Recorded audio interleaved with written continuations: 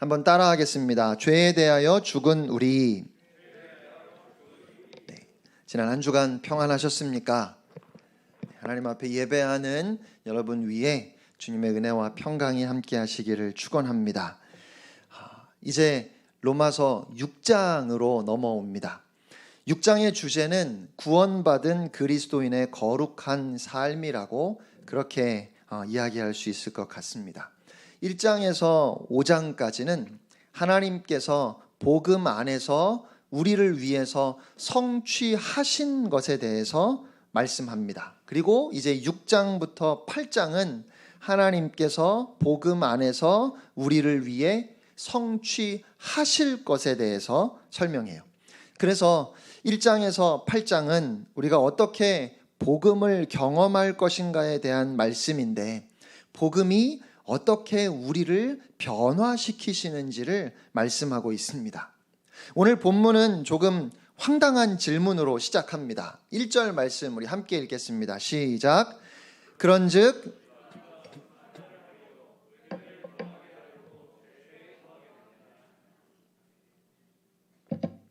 그러면 우리가 무슨 말을 해야 하겠습니까?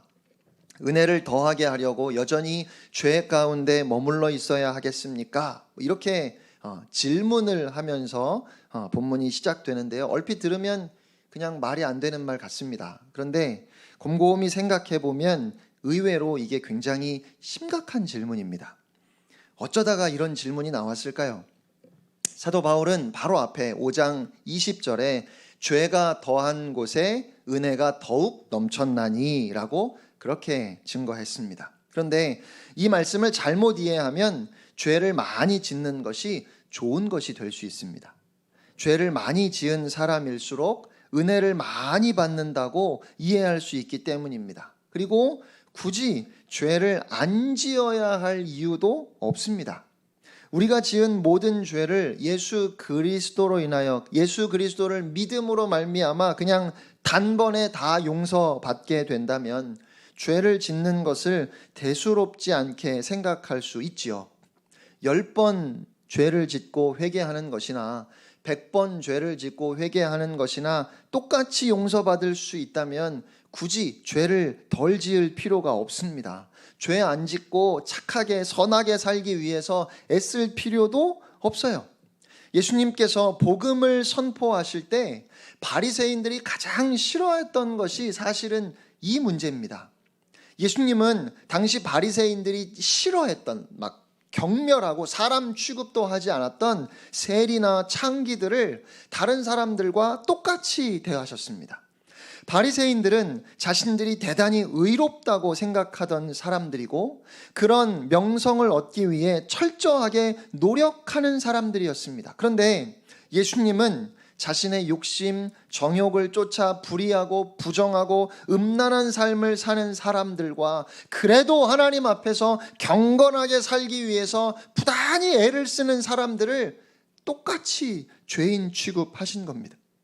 심지어 한 강도는 예수님과 같이 십자가에 못 박힌 상태에서 예수님을 향한 믿음을 고백했는데 예수님께서 네가 오늘 나와 함께 낙원에 있으리라 라고 약속하셨어요. 그러니까 오직 예수 그리스도를 믿음으로 모든 사람이 하나님 앞에서 똑같이 용서받는다면 굳이 세상에서 바르게 살 필요도 없고 이 세상에서 실컷 죄 짓고 방탕하게 살다가 나중에 죽기 전에만 회개하면 구원을 얻지 않겠느냐는 말입니다. 그리고 또 하나, 사실 그리스도인들에게 가장 큰 아픔이 있다면 우리의 모든 죄를 용서받았다는 확신이 우리에게 있음에도 불구하고 우리가 여전히 죄를 짓고 있다는 사실입니다. 많은 그리스도인들이 주의 은혜로 구원받았다 고백하면서도 여전히 이 죄의 문제 때문에 힘들어하고 어려워합니다. 실제로 여러분 지난 한 주간만 돌아보아도 우리가 매일매일 한 일은 넘어졌다 일어나고 넘어졌다 일어나고 자빠졌다 일어나고 이거밖에 없는 것 같아요. 그러니까 우리의 계속된 실패를 정당화하기 위해서 죄가 있는 곳에 은혜가 넘치니까 더 큰 은혜를 받기 위해서 더 큰 죄를 짓자, 뭐 이런 말도 안 되는 말도 할 수 있다는 겁니다. 그런데 조금의 틈도 주지 않고 곧바로 그 질문에 대해서 답을 주시죠. 2절 상반절입니다. 한번 따라 하겠습니다. 그럴 수 없느니라.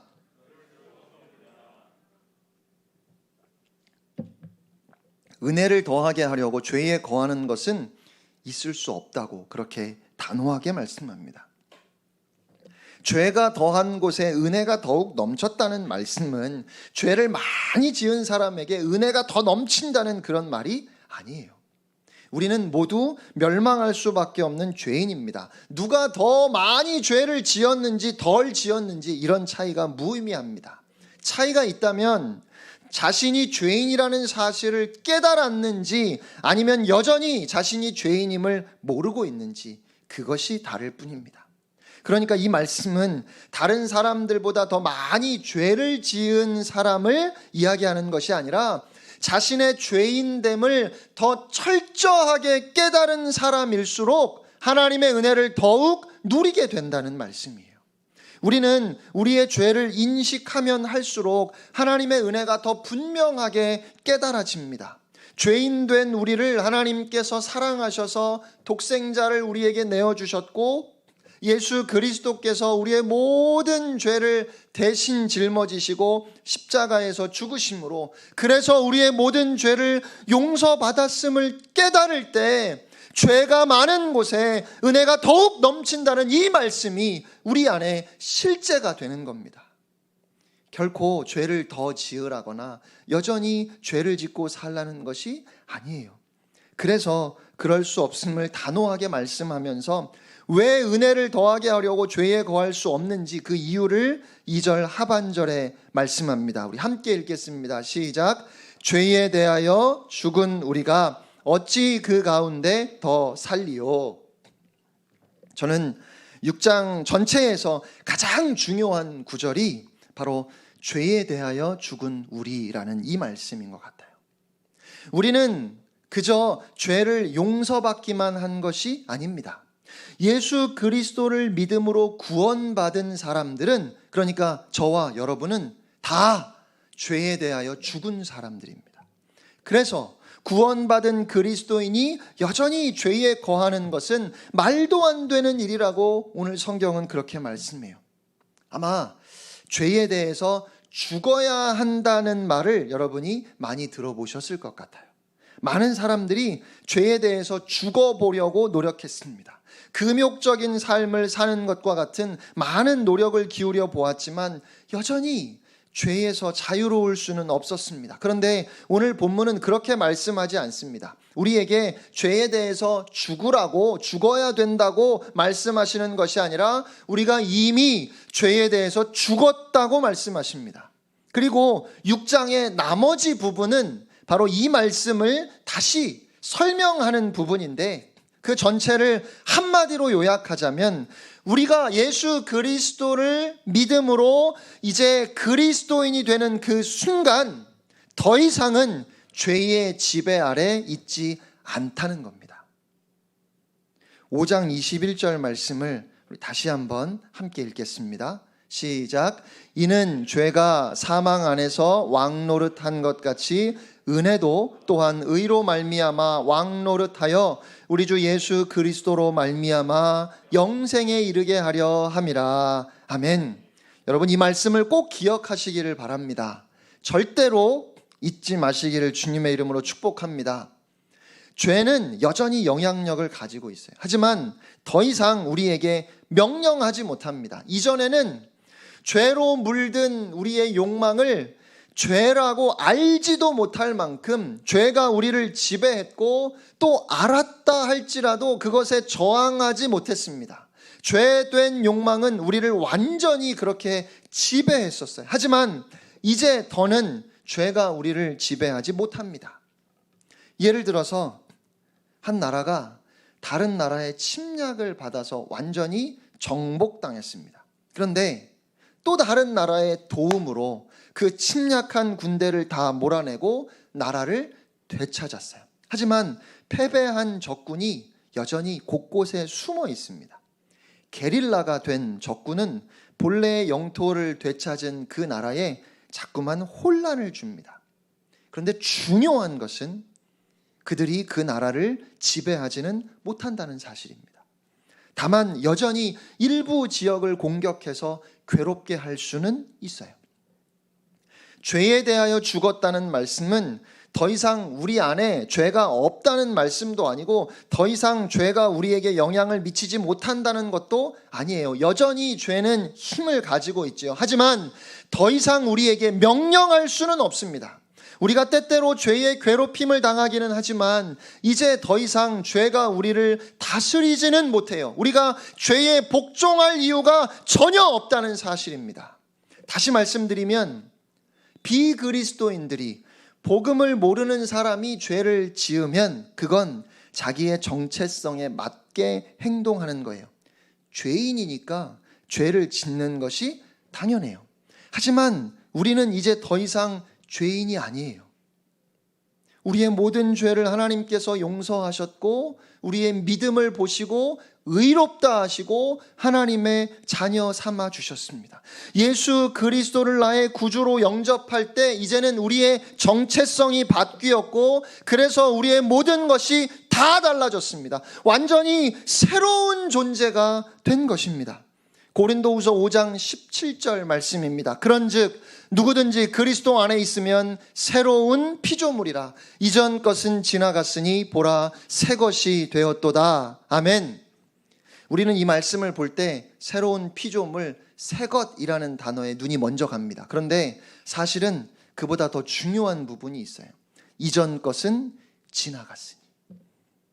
원문을 보면 지나갔으니라는 단어가 과거 완료형으로 되어 있습니다. 과거는 완전히 지나갔고 이제 우리는 새 것이 되었습니다. 그러니까 그리스도인이 된 우리가, 하나님께서 의롭다 하시고 자녀 삼아 주신 우리가, 하나님의 아들 딸들인 우리가 죄를 짓는 것은 절대로 당연한 것일 수 없습니다. 우리가 죄를 짓는 것은 새로워진 우리의 정체성에 어긋나게 행동하는 겁니다. 이것이 죄에 대하여 죽은 우리가 어찌 그 가운데 더 살리요라는 말씀의 의미예요. 왜 그리스도인들이 죄를 지을까요? 내가 다른 사람이라는 것을, 내가 누구인지 그 정체성을 바로 깨닫지 못하고 예수 그리스도 안에서 우리를 위하여 이루어진 그 은혜의 복음을 자꾸만 잊어버리기 때문입니다. 이렇게 한번 예를 들어보면 어떨까요? 탕자가 아버지의 유산을 받아가지고 집을 나가서 허랑방탕하게 살다가 그 유산을 몽땅 다 허비하고 빈털터리가 되었습니다. 하루아침에 그냥 비참한 상태에 돼서 그렇게 하루하루를 연명하기가 힘들게 살다가 이 아들이 아버지의 집을 생각했습니다. 아버지께서 나를 그냥 종으로만 받아주시면 좋겠다는 마음으로 용기를 내서 집으로 돌아오는데 아직 집에 다 이르려면 멀었어요. 그런데 그런 아들을 기다리던 아버지가 달려와 안아주셨습니다. 그리고 다시 아버지의 아들로 회복시켜 주셨어요. 그런데 그렇게 다시 돌아와서 방황하던 생활을 뒤로하고 아버지의 집에서 아들로서 사는데 처음에는 말할 수 없이 좋았어요. 너무 행복했고 이제 정말 새롭게 열심히 살아보려고 하는데 영 일하는 것이 서툴고 또 옛 습관이 남아 있어서 성경을 펼치면 졸음부터 쏟아지고 또 남들이 나를 어떻게 생각할까 눈치가 보이고 열등감이 생기고 진심으로 뉘우치고 후회했던 과거임에도 불구하고 문득 지난날 방탕하며 살 때 즐겼던 그 쾌락이 그리워지는 때도 있더라는 말이에요.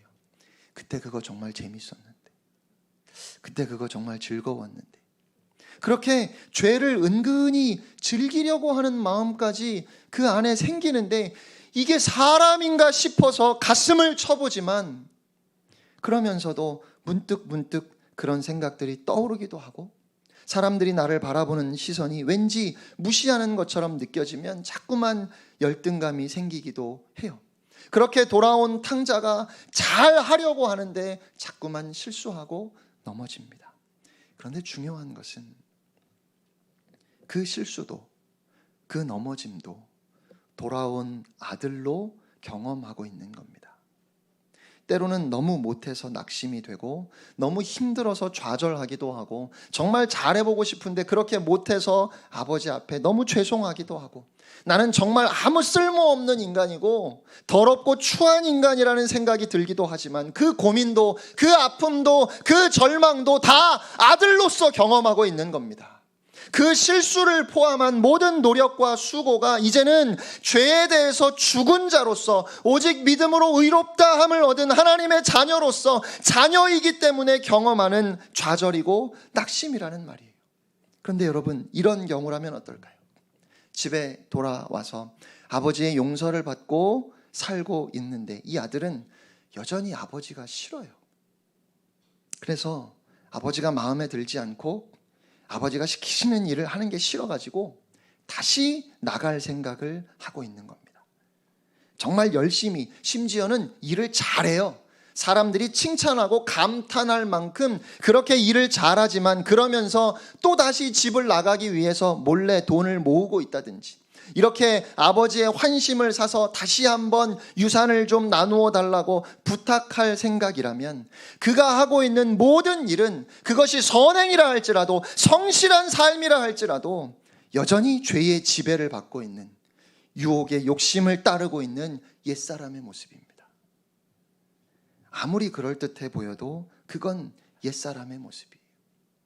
그러니까 우리가 이미 죄에 대해서 죽었다 말씀하시는 것은 죄에 대하여 죽은 우리가 어찌 죄 가운데 살 수 있겠느냐, 그럴 수 없다 하시는 이 말씀은 그러니까 착하게 살아야지, 그러니까 선하게 살아야지 라고 말씀하시는 것이 아니라 이제는 마땅히 하나님의 자녀로서 살아야 한다는 말씀입니다. 그러니까 이제는 도덕적으로 탁월하고 훌륭한 사람들, 모든 사람들에게 칭찬받는 사람이 되라는 말씀을 하시는 것이 아니라 그 가운데 수많은 실패를 한다 할지라도 또다시 넘어진다 할지라도 너는 하나님의 자녀로 살아야 된다는 말씀을 하시는 거예요. 자녀는 아무리 실수하고 아무리 실패해도 여전히 자녀예요. 그러면 이 말씀은 하나님의 자녀가 된 하나님의 사람으로서 이제 그 안에서 더욱 은혜를 누리라는 말씀입니다. 물론 자녀가 된다는 말과 착하게 산다는 말이 서로 반대되는 것은 아니지만 왜 그렇게 살아야 하느냐고 묻는다면, 아니 왜 내가 먼저 용서해야 됩니까? 라고 그렇게 묻는다면 훌륭한 사람이 되기 위해서도 아니고 사람들에게 인정받기 위해서도 아니고 이제 내가 하나님의 자녀이기 때문에 죄에 대해서 이미 죽었고 하나님께서 나를 새 사람 되게 하셨기 때문에 그래서 마땅히 그렇게 먼저 화해하고 용서해야 되는 겁니다. 하나님의 자녀이기 때문입니다. 바울은 3절에 이렇게 다시 질문합니다. 무릇 그리스도 예수와 합하여 세례를 받은 우리는 그의 죽으심과 합하여 세례를 받은 줄을 알지 못하느냐. 세례는 영어로 베프티즘인데 이 단어는 헬라어 밥티조라는 말에서 왔습니다. 밥티조라는 단어는 물에 빠지거나 가라앉는 것을 의미해요. 그래서 그 단어 자체에 이미 죽음의 의미가 담겨 있습니다. 우리는 예수 그리스도께서 우리를 대신하여 죽으셨음을 믿습니다. 그런데 오늘 성경을 보니까 그것이 전부가 아니에요. 우리는 예수님과 함께 우리도 십자가에서 죽었음을 분명히 알아야 합니다. 예수님을 믿는다고 하지만 예수님이 나를 대신하여 죽으셨다는 것만 알고 내가 예수님과 함께 죽었다는 것을 아는 사람들은 많지 않은 것 같아요. 성경에 분명히 기록되어 있음에도 말이죠. 그런데 그 차이가 우리의 삶의 차이를 가져옵니다. 예수님은 십자가에서 죽으셨습니다. 그리고 저와 여러분도 십자가에서 예수님과 함께 죽었습니다. 세례는 우리가 예수님과 연합하여 한 몸이 되는 거룩한 예식입니다. 그래서 우리가 세례를 받을 때 예수님의 죽음이 나의 죽음이 되는 겁니다.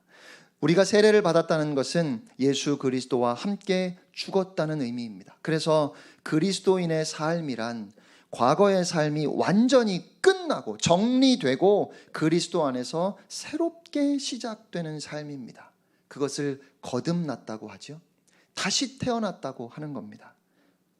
그 말 자체가 완전한 죽음을 전제하고 있습니다. 우리에게 이 세례의 의미를 더 분명하게 보여주는 사건이 있죠. 고린도전서 10장 1절로 2절 말씀입니다. 형제들아, 나는 너희가 알지 못하기를 원하지 아니하노니 우리 조상들이 다 구름 아래에 있고 바다 가운데로 지나며 모세에게 속하여 다 구름과 바다에서 세례를 받고, 사도 바울은 이스라엘 백성이 홍해를 건넌 사건을 세례로 표현합니다. 이스라엘 백성들이 홍해를 마른 땅을 밟고 건너갔잖아요. 그렇죠? 그렇게 다 건넌 뒤에 어떻게 됐죠? 바다가 다시 합쳐졌습니다. 무슨 말이에요? 애굽으로 되돌아갈 수 있는 길이 없어져 버렸어요. 사라져 버린 겁니다. 이제는 약속의 땅 가나안을 향해서 나아가는 길만 있을 뿐입니다.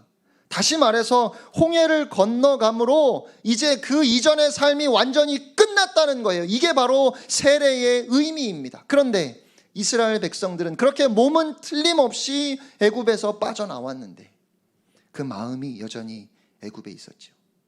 그래서 틈만 나면 애굽으로 돌아가자고 했습니다. 여전히 마음을 애굽에 두고 자꾸만 애굽을 돌아봤던 사람들은 결국 광야에서 다 죽고 말았습니다.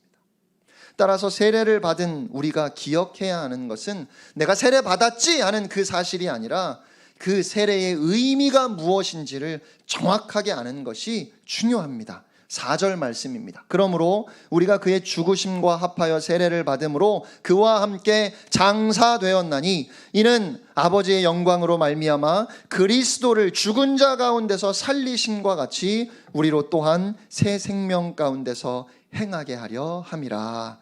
아멘. 세례는요, 그리스도인의 장례식입니다. 그리고 동시에 부활 예식입니다. 우리 교회는 약식으로 세례를 주시면 원래는 물속에 완전히 잠궈야 되거든요. 안 들어가겠다고 버티면 다리를 걸어서라도 물속에 완전히 집어넣었다가 진짜 막 숨이 넘어갈 것 같이 꼴딱꼴딱 하면 그때 살려줘야 되는데, 물에 완전히 잠기는 것은 죽음을 의미하고 다시 나오는 것은 이제는 새 생명을 받고 새 사람이 되었다는 것을 의미합니다. 물론 그렇게 행하는 세례 자체가 우리의 옛사람을 죽게 하고 새 사람으로 다시 태어나게 만드는 것은 아닙니다. 우리 안에 일어나는 영적인 변화를 상징적으로 행하는 것이죠. 그러므로 그리스도가 죽었을 때 나도 죽은 것이고 그리스도가 다시 사셨을 때 나도 다시 살았다는 이 사실을 우리가 꼭 알아야 합니다. 그러면 우리는 어떻게 해야 할까요? 사도 바울이 고백했던 것처럼 날마다 죽어야 합니다. 날마다 죽어야 합니다. 이렇게 설교를 마치려니까 마음이 무거워요. 네. 여러분도 그러실 것 같습니다. 왜 그렇죠? 도대체 안 될 것 같거든요. 다 알겠는데, 목사님 알겠어요. 뭔 말인지는 알겠어요. 그게 돼요? 우리가 우리를 너무 잘 알아요. 그런데 그래서 14절에 이렇게 말씀합니다. 함께 읽겠습니다. 14절 시작. 죄가 너희를 주장하지 못하리니 이는 너희가 법 아래에 있지 아니하고 은혜 아래에 있음이라. 아멘. 하나님께서 우리에게 그냥 법만 주시고 너희가 법을 지키면 너희가 구원받는다라고 하셨다면 글쎄요, 아마 여기 계신 저를 포함해서 우리 중에 한 사람도 구원받을 사람 없을 겁니다. 예외 없이 다 탈락할 겁니다. 그러나 하나님께서 예수 그리스도를 통해 십자가를 통해 우리를 향한 그 구원의 길을 이루어 주셨습니다. 우리의 모든 죄를 용서해 주시고 하나님의 자녀 삼아 주신 그 사랑과 은혜 때문에 그래서 우리는 거룩한 삶을 살아갈 수 있는 겁니다. 예수 그리스도께서 부어주신 그 보혈의 은혜와 그 사랑에 힘입어 날마다 죽을 수 있고 그때 비로소 나의 노력으로는 이룰 수 없는 영광스러운 빛나는 삶이 하나님의 능력으로 우리 안에서 이루어지는 것입니다. 사랑은 모든 율법을 뛰어넘는 힘을 가지고 있기 때문입니다. 이렇게 한번 예를 들어보면 어떨까요? 제가 여러분 모두에게 한 5kg쯤, 한 10kg쯤 되는 돌을 하나씩 다 나누어 드렸어요. 그래서 그 돌을 들고 1시간만 버티면 제가 상금을 드리겠다고 하면, 물론 그 상금이 얼마인지가 참 중요하겠지만 그 상금이 꽤 크다 해도 시간이 지나면서 일단 팔이 너무 아프고요, 나중에는 허리가 끊어질 듯이 아파서 여기 계신 누구도 1시간을 채우지 못할 겁니다.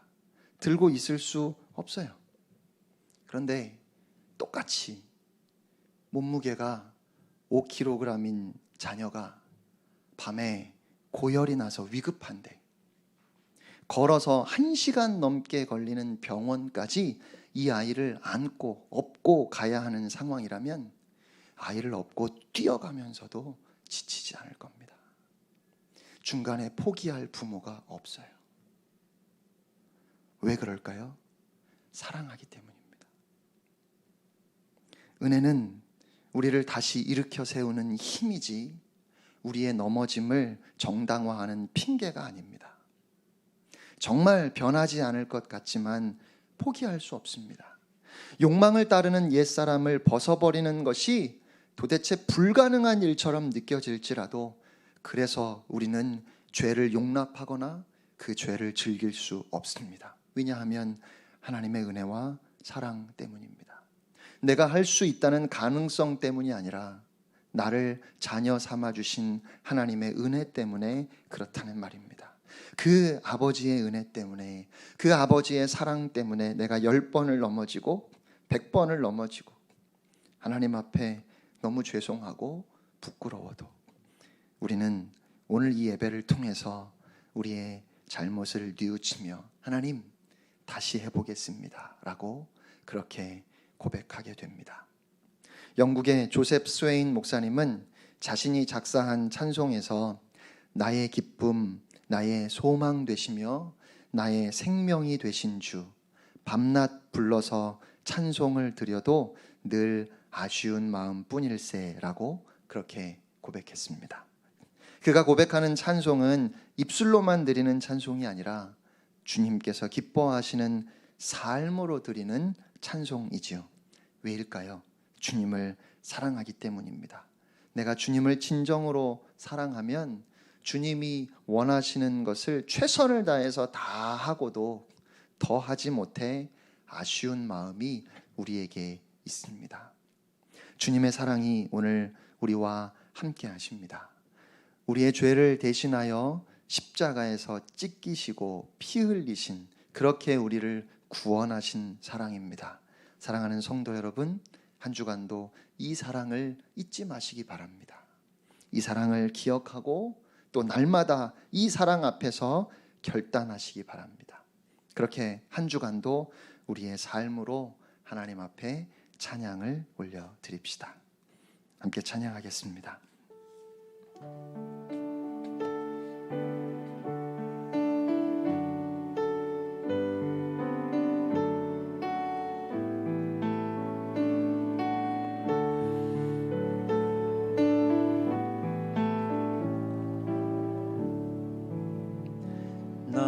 나의 기쁨 나의 소망 되시며 나의 생명이 되신 주, 밤낮 불러서 찬송을 드려도 늘 아신 마음 뿐일세. 나의 사모하는 선한 목자는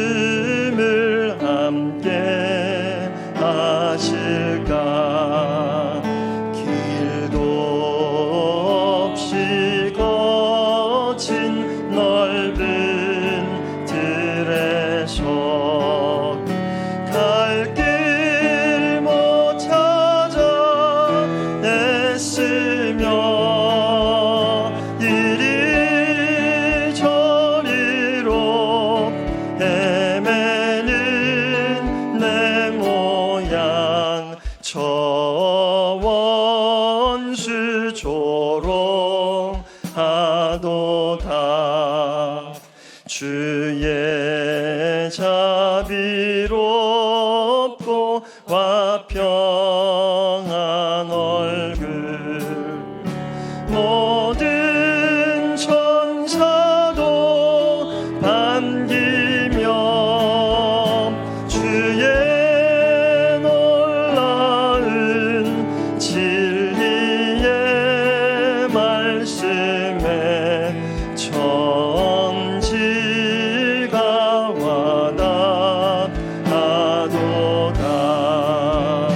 나의 진정 사모하는 예수님, 음성조차도